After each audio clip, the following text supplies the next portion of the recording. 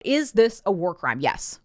Yes, this is a war crime. When two countries are at war, it has been well established in international law, in the rules of engagement for over a century, that you do not order an operation to kill everyone, to take no prisoners, to leave no survivors. At that weird rally that Trump and Hegseth held a couple months ago, where they called all the highest military commanders in the country into one room to lecture them about being fat and gay and having beards, at that meeting, Hegseth bemoaned these types of finicky rules of engagement, saying, quote, "We untie the hands of our war fighters to intimidate, demoralize, hunt, and kill the enemies of our country.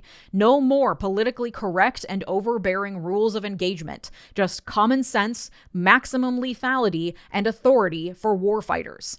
Hegseth had promised to bring a warrior mentality to the Department of Defense, and I guess this is what he meant by that. Absolutely despicable, cowardly acts like killing people helplessly clinging to boat shrapnel. In fact, the Pentagon's own Law of War manual explicitly says this exact scenario would be clearly illegal. The manual gives the example as almost a throwaway, so obvious it barely needs saying. Quote, "For example, orders to fire upon the shipwrecked would be clearly illegal." I mean, this is literally why the administration fired all of the top military lawyers earlier this year. It was for this specific purpose. Laws get in the way of what they're trying to do. The International Criminal Court provides the legal definition of war crimes. They include things like the willful killing of people protected by the Geneva Conventions. According to the International Committee of the Red Cross, protecting the sick and wounded in armed conflict was the founding principle of the 1864 Geneva Convention. This also includes the shipwrecked, which is, quote, "military personnel or civilians in a perilous situation at sea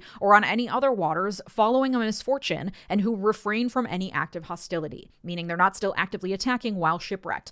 These victims of the U.S. boat bombings were clinging on to burning shrapnel. They weren't a threat before they got hit, and they certainly weren't committing acts of hostility while helplessly clinging to shrapnel in the middle of the ocean. It is also a war crime to attack civilians. It is also a war crime to attack civilian objects that are not military objectives. It is also a war crime to kill a person out of combat, meaning they are unable to fight due to injury, capture, or intent to surrender.